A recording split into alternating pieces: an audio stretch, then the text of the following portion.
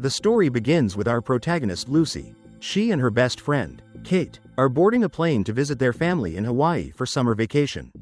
However, Kate has brought along Hannah, a friend Lucy doesn't particularly like. Several young men rush over, trying to be charming and get to know her.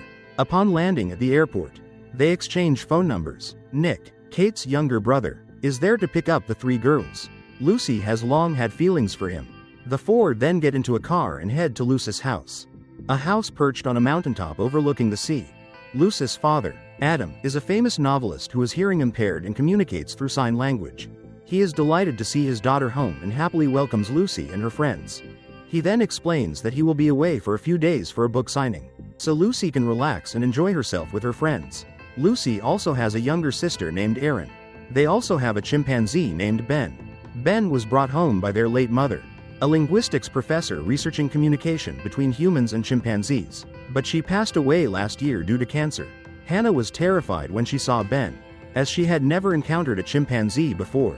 However, having been raised by humans, Ben was quite friendly and gentle. Lucy and Erin treated him like a member of the family. That evening, Hannah was touring the house. When she reached the pool area, Ben suddenly appeared and sat right beside her, startling her. The chimpanzee stared blankly into the water, drooling. After a while, it reached out to shake Hannah's hand, but then suddenly gripped it tightly, causing her pain. Just then, a whistle from Mr. Adam made Ben stop. He then said that the monkey was probably acting that way because it was unfamiliar with strangers. Mr. Adam then led Ben into his enclosure, where they found a dead mongoose lying on the ground. Ben then gestured to his hand. Upon checking, Mr. Adam found a wound. It turned out Ben had been bitten on the hand by the mongoose. He then took the animal's carcass outside and locked the enclosure. The next morning, Mr. Adam recounted everything to his two daughters, saying that he would take the mongoose for testing, and that a veterinarian would come to the house that evening to give the chimpanzee antibiotics. The group of young people had a great time at the pool all day. In the evening, while drinking, Hannah challenged Lucy to call the boys from the plane the previous day and invite them over. In front of Nick, Lucy, wanting to prove herself, agreed. She then called, but it went to voicemail, so Lucy left her home address and told them they could come anytime. That night, Kate, having drunk too much, was taken to her bedroom by Lucy to rest. When Lucy came out, she saw Nick and Hannah kissing, which made her quite sad because she had liked Nick for a long time. Meanwhile, the family's familiar veterinarian arrived and went straight to Ben's cage. He then opened the cage door and prepared an antibiotic injection. But when he returned, the monkey had crawled into the wooden house. The veterinarian then went to coax it out. A few seconds later, Ben reached out and unexpectedly pulled him inside, then tore off the man's face. That night, when Kate woke up from her drunken stupor, she went out to the living room to get a drink of water when the chimpanzee suddenly appeared. But its behavior was very strange. Ben's mouth was full of saliva and it aggressively lunged at Kate. Frightening her, she immediately closed the door and called out loudly for Lucy. But by the time Lucy arrived, the monkey had disappeared. Erin then appeared. Suddenly, all three heard Hannah's screams from above the pool. When they ran over, they saw Ben aggressively trying to attack Nick and Hannah. Upon seeing Lucy, the monkey retreated to a corner. Nick then went to get a rope to tie it up, but a musical toy suddenly fell out, instantly enraging the chimpanzee. Nick quickly threw the toy down the cliff. It seemed the monkey would be agitated by the noise. Lucy then approached, comforted Ben, and looped a rope over his head. The other end was tied to a pillar. Erin said they needed to call a veterinarian, but as Kate made the call, the bell rang from the cage. At that moment, the monkey managed to bite through the rope and suddenly lunge, biting Erin's thigh. The group panicked and quickly jumped into the water, knowing the chimpanzee couldn't swim.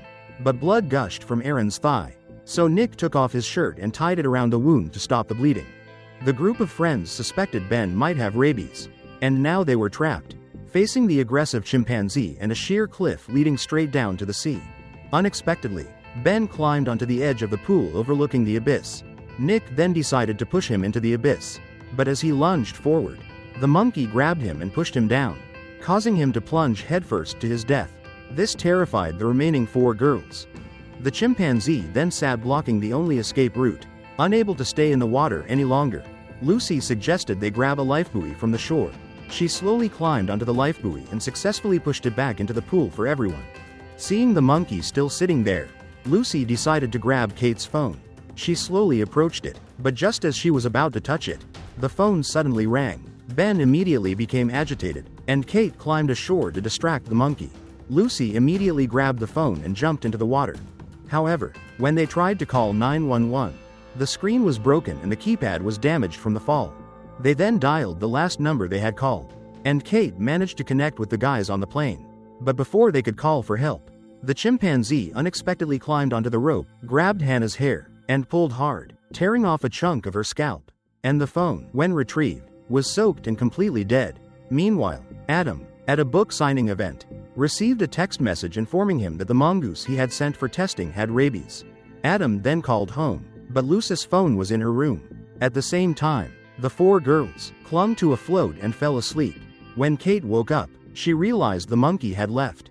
Wanting to save her sister, Lucy decided to go get Nick's phone, which was charging in the living room.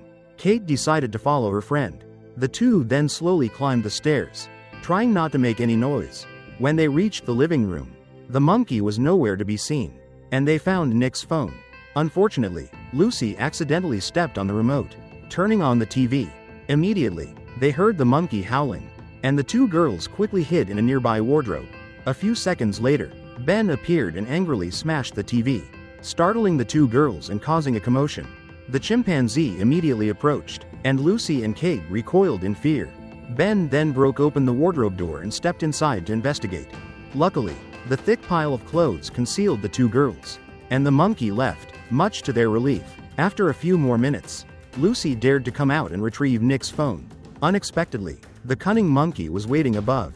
It immediately jumped down and punched her. Kate quickly grabbed the umbrella and hit the chimpanzee, then dragged Lucy through the glass door and locked it.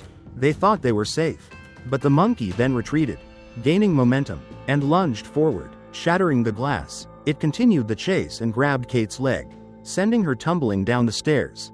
Unable to escape, the poor girl was then repeatedly struck on the head with a rock until she died. Lucy, horrified, witnessed this and was subsequently caught by the monkey. Seeing this, Hannah climbed out of the pool, looped a rope around the monkey's head, and pulled it forcefully backward. Ben turned back to attack, but she jumped into the water. The two girls then worked together to pull the monkey into the water because it couldn't swim. However, the plan failed because the chimpanzee was too strong for them.